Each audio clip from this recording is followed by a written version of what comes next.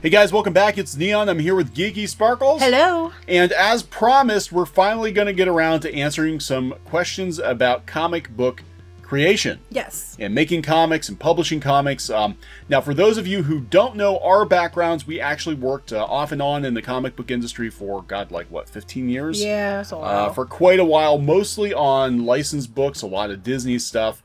We've done some self-publishing. We know a lot of people in the comic book industry. And that's why we talk about comics on our channel. Yes. So, we did ask people a few weeks ago to submit some questions. We did get a bunch of questions. We're only going to pick a few at a time, and we'll kind of go through them. But these questions are actually coming from XYZ Rob Zombie. Okay, before that, if you want to submit questions, where do you send them? Send them to shoutout@clownnfishtv.com. Okay. Okay, so XYZ Rob Zombie is asking a couple of questions. We're going to pick a couple here. They actually asked several. But we're going to talk about this one first. How do you know if your idea is any good? Many of us have ideas we think are good, but don't know if they are worth the time to develop. Is there a general test to gauge interest by a wide market? I know Geeky has said go for a wide audience, but not all ideas can do that. I guess that's just a case of breadth versus... Yeah, the mass appeal. I mean, but in our opinion, and what we did was we basically gave our comic a year. And if it didn't do anything, and we didn't think it was reaching goals that we set up for ourselves in that year, we had a kill switch, and it was going to be done. But when we say mass appeal, only reason I'm saying that is because I think what happens is a lot of these comics, they go for these limited markets, like anybody who's 18 and likes these little small things, has a thing for squirrels and and space. Will love my comics, and you just limited your audience. And what we did was we found several genres we liked that were popular. We kind of found a way to combine the genres into our story so it reaches several different places. Yeah, I think, how you know if it's a good idea. I think if, like Geeky said, if there's a proven audience or you can prove your audience. A lot of people now are using their internet platform to push their comics, and we're seeing it, from a variety of places. It used to just be you would start a webcomic, which we did, which was a pretty good gauge for whether or not the idea was decent, are we attracting readers? But now people are using more and more, they're using, YouTube and Instagram to build an audience. And I think, if you start to see, you put your idea out there in some form, and if it attracts a readership, then chances are, it's probably a pretty decent idea. If you, like Geeky was saying, if you work for years and years and years putting your comics out there and nobody's you should really stop. You should stop. We know people that do that, and then sometimes after a certain point, people feel like they're owed an audience, and they might not ever get one, and you're not owed anything. So understand that, and understand too that when you go into this, people are like, well, I don't have a platform. You don't have to. We didn't start out with having a platform either. You have to build one, and that could just be doing it at webcomic, putting it on Topostic or someplace like that, hosting it on Instagram or something. But how do you know? What are some things you can do to know? Well, one, is it your idea? Is it like a genre that's actually popular, has an audience to begin with? Like, if your genre is something like sci-fi, clearly there's an audience. If it's, is it something like, slice of life, huge slice of life audience right now. That's a hugely popular category. Things like that. Look and see how similar projects to yours do. Understand where you're there, what they did, where you're coming from. Is that something that's going to do well? If it's something like a, space opera western with, I don't know, prairie dogs, you might not have as big an audience. Prairie dogs. I don't know. You're not helping me. Firefly was pretty good. I didn't want to interrupt. Everybody complains that they didn't have prairie dogs. No, they didn't, but they had like aliens and stuff. Well, they didn't even have aliens. They had, never mind. But no, Firefly was pretty good. So that I'm saying, I'm not saying that your stuff won't work. Maybe your unique story will. Another thing I recommend, and you're not saying anything, so I feel like I have to carry the whole show. Well, no, because everybody gets on me for interrupting, so I'm not interrupting. I interrupt you more. But I get all these people like, oh my god, you guys just like talk over each other all the time. But she said that. We're married, of course we do.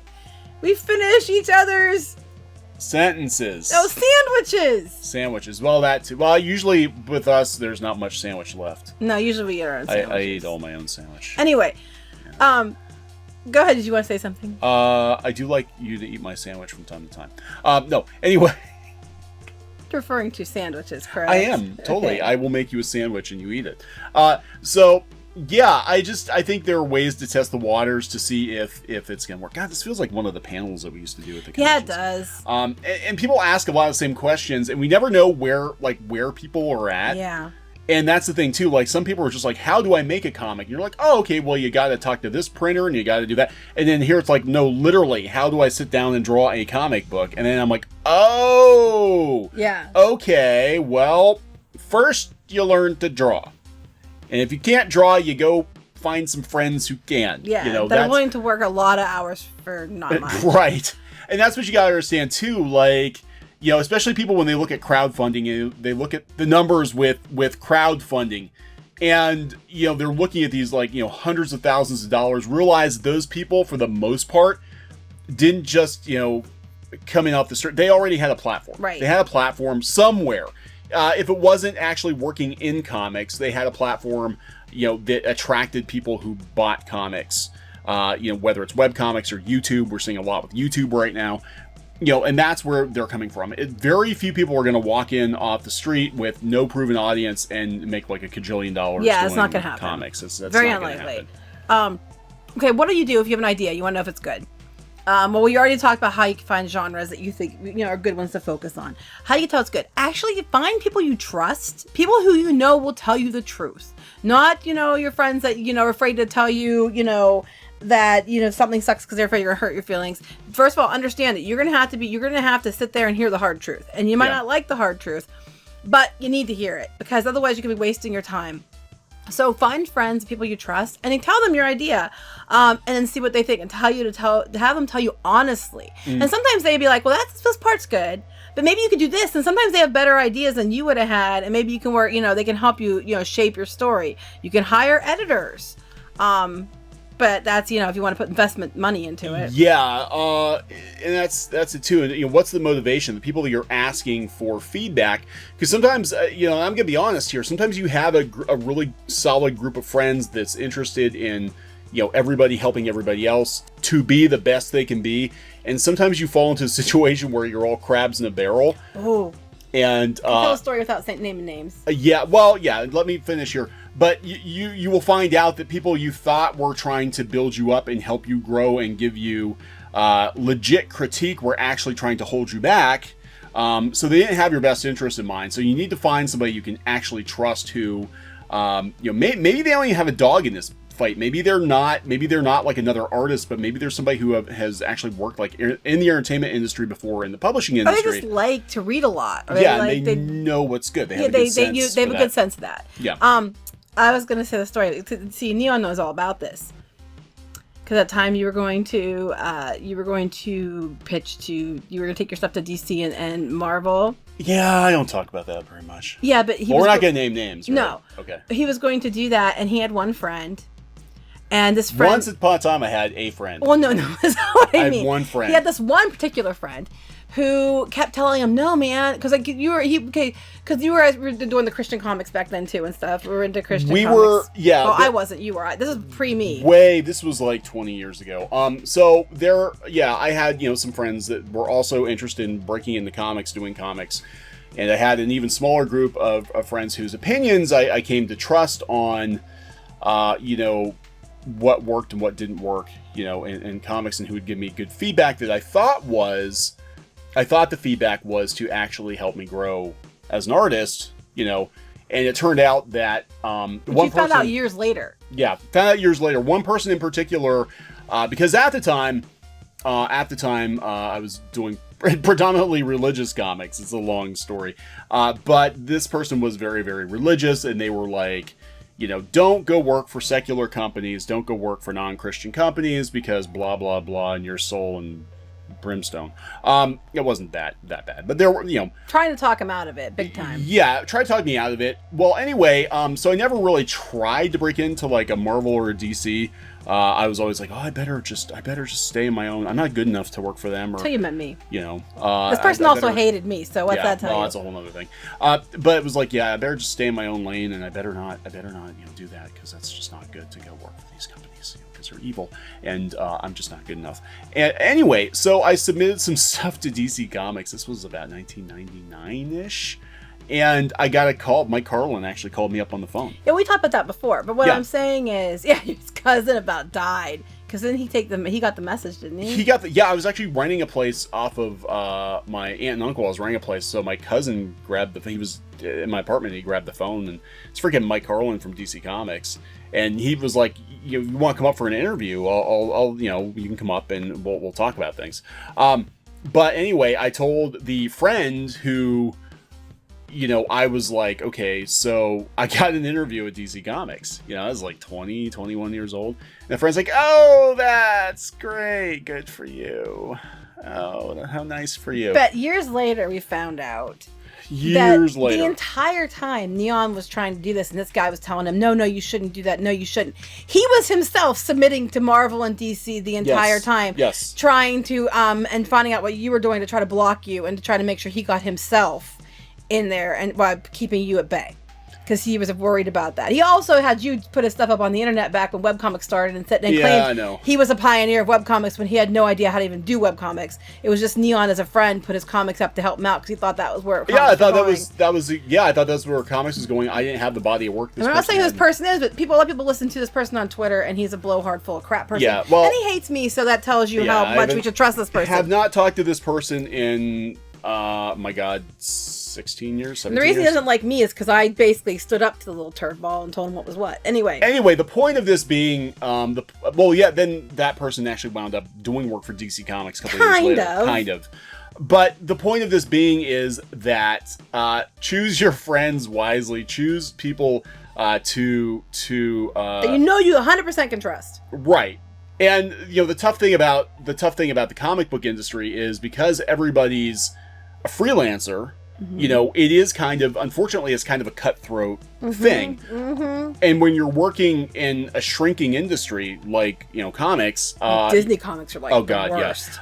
When you're working in a shrinking industry like comics, you're going to find that people are just kind of like tripping over each other trying to get work. And a lot of the drama I think that you see on Twitter right now is basically people trying to throw other people under the bus to increase their own chances. Thinking wrongly. It's been to increase their own chances. And it's actually burning the industry down. But I think the best way to break into comics now, and I know a lot of people are saying this, like you don't do the submissions thing anymore. It doesn't work the way it used to. They'll come to you. Yeah, you have to do your own thing. And honestly, at this point, I would tell anybody who's going to do comics, don't even look at Marvel and DC. Like, I wouldn't even consider.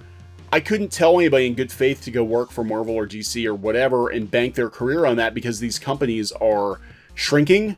Their IDW is probably going to be gone completely within the next year or two. Yeah. Don't. Companies are shrinking, but the gatekeepers are increasing. Yeah, that's I know, because I'm smart. Nail on head. That is.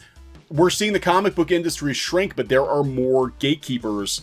It's like a whole bunch of captains on the ship and not enough crew. And some of them shouldn't even be decision makers. They're not even making comics. They're just like bloggers. Why the hell do they have a say? You know what I'm saying? This is ridiculous. Yeah, so there's some other parts of this question. We actually inadvertently answered some of it. But XYZ Rob Zombie wants to know, what's a good length for your first story if you've never done comics before? I would honestly say keep it self-contained short for a first story, like a short story. Just to see if you can do it, just to learn how to do pacing and things, wouldn't you? Yeah, I would say... Yeah, because what happens too many times is people are like, I've got this huge manifesto, this huge comic that's going to wind up being 10,000 pages, and it's going to take 20 years of my life to do. Mm-hmm. And it's, and you're always making the assumption that, one, you're going to want to do it for 20 years. Two, we're on that path right now. Right. Two people are going to want to read it for 20 years. The market's not going to change. So even with comic book series now, you look at even long-running series, I know a lot of people complain about reboots, like reboots, but part of that is there's enough from this limited series to put into a self-contained graphic novel. Right. It's a story with Spider-Man, and it's only 6 or 12 issues or whatever. It's over and done with, and anybody can just kind of jump into it and go. And same with, especially with indie comics, you see a lot of publishers like, well, we just, I'm looking at a stack of Alterna comics we have sitting over here, and most of them are part of a limited series because, it's got a beginning, a middle, and end. It forces you to think beginning, middle, end, and also, for the publisher, they can sit back and be like, was this worth our time? And we also have enough material for a trade paperback. Well, I would say too, start out the first self-contained storage. I'm agreeing with you. I think if you can get it into one graphic novel or something, that's great. But what you can do is what a lot of books do. When they don't know how the first one's going to perform, they will actually make a story arc that ties itself up, but leaves a little bit open that they can go and make another book in the series. Yeah. So do something like that even, or if you're starting out, I would honestly recommend doing some 36-page short story or something like that, don't you? Just to see what's involved. Not even that. Because so many people are like, how long should my story be? It's up to you. And they can't even, and then you get down to it, you're like, God, I don't know what to tell you, because you can't really even do 5 or 6 pages that work. And and that's not to be a dick, but I've actually seen people who are like, they've got these huge plans for these huge sprawling storylines, and then they can't even bring themselves to draw a handful of pages. Right. And I've been there too. I'll tell you the truth. Like when I was younger, I got trained to, when I was doing the samples and sending samples to DC Comics and all this junk, and I got trained into that 5-page sample packet mentality, because that's what they taught you. That's what you needed to break into comics. You basically need to do 5 or 6 really good penciled pages, and then DC or Marvel would call you up and they'd hire you to pencil, 22-page Is that what they comics. called you? They got tired of you sending them over and over again? No. I'm just kidding. But it's funny. That's a whole other conversation. But I actually I did not get hired. And it was sort of it was a really interesting situation. He basically tried to talk me out of doing comics. Trying to save you. He was trying to save me. Mike Carlin was trying to save me from the comic book industry 20 years ago. But that's a whole nother story. But there are so many people. It's like, look, if you can't bring yourself to draw 5 or 6 pages, you're not going to be able to draw 500 or 600 pages. You're not going to be able to draw 22 pages. No. So I would say, see what you can do in 10 pages. Draw yourself a 10-page story. If you can actually draw a good 10-page story or a 20-page story from beginning to end, and you want to do it again when you're done. Yeah, that's the key there. You want to do it again. And you also figured out that you can do it fast enough, because again, like when I used to send pencil samples out, now the stuff I would send to Marvel and DC was infinitely better than the stuff I would do for the webcomic, because I would spend like 12 hours on just pencil samples. Well, I was going to bring that up. I would say too, keep in mind when you're developing your characters and things, and you're developing the sheets for how you want them to look, do not go overboard on details.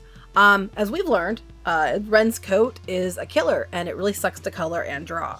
Yeah, just because it looks good. It depends on the kind of comics that you're doing. I think with the superhero comics that are, they come out in the 22-page chunks or whatever, and you're just doing like a mini series, you can do more detailed art. But if you're going to do something like long term or a manga or a webcomic or something, try to keep your designs streamlined, because if not, you're going to get really, really tired of drawing. Unless you're a masochist, you're going to get really tired of drawing all those details. If I have to draw that link one more time, I'm going to scream.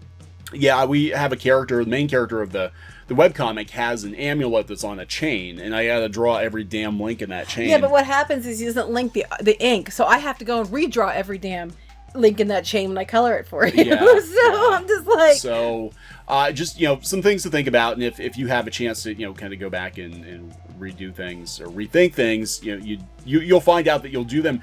What sounds good on paper before you start a project, a lot of times is like you look back 5 or 10 years and you're like, God, that was a stupid decision. I should do things differently. Maybe even if you had like a big epic story you want to tell, do a 10-page, prologue or something first to see how your character designs work. See if there's something you would change before you make your big story, and that way you can see if it's something that's going to be, you're able to be getting out. Did I make a mistake with this? Okay, right. It's okay. I can change it because I didn't put anything out yet. Yeah. That kind of thing. And then, you can always give it as extra bonus content later if you do a book or whatever.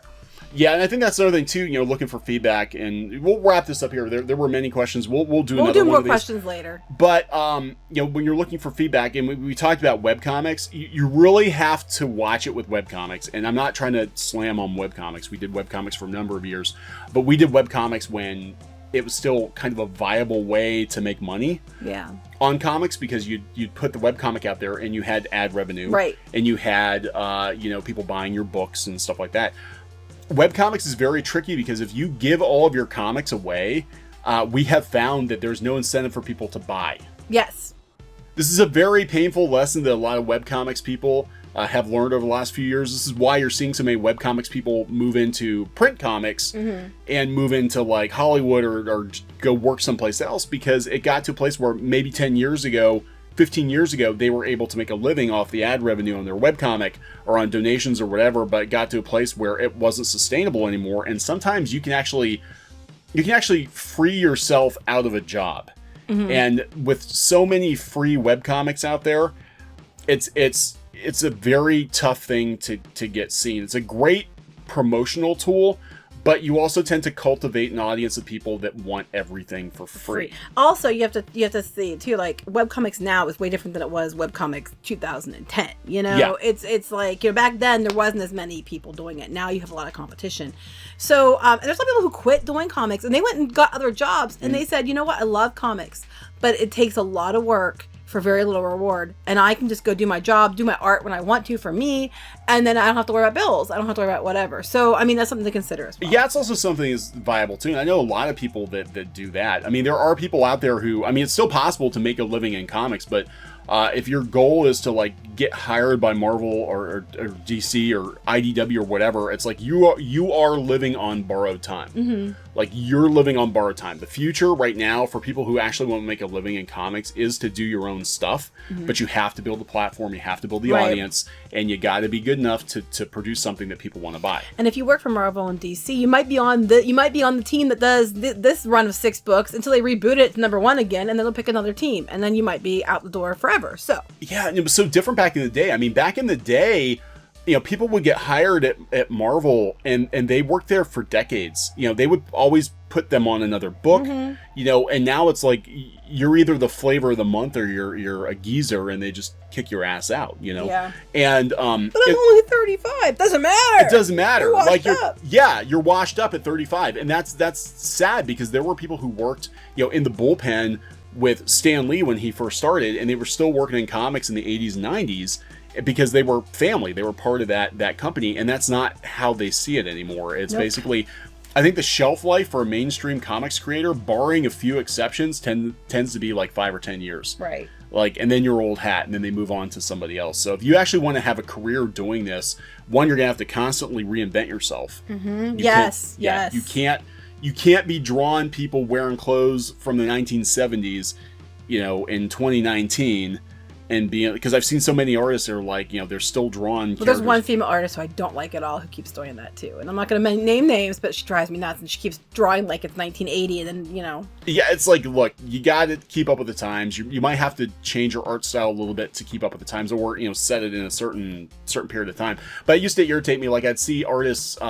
You know, again, Marvel books, I'd see artists that were really big in the 60s and they were still drawing characters in like 60s clothing in the 1980s. And it's kind of like, why are they wearing go-go boots in 1989? You know? Keep up with it.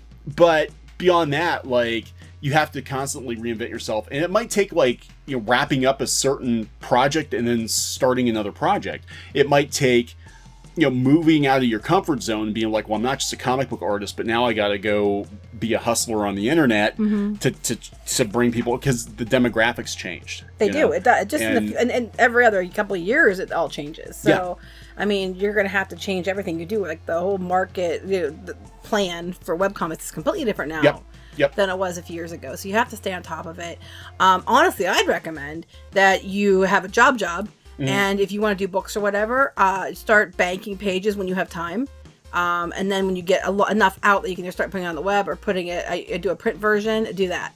Yeah, or, you know, hire help. Yes, which we should do. Yeah, well, if you have a day job, you know, you probably could do some kind of crowdfunding and actually just go hire, like, maybe you do the pencils, you go hire an inker, go hire a colorist, and then you can still work your day job, make sure your lights stay on, you know, and not be banking on this comic project that someday will eventually get done and hopefully maybe will possibly make you some money, you know.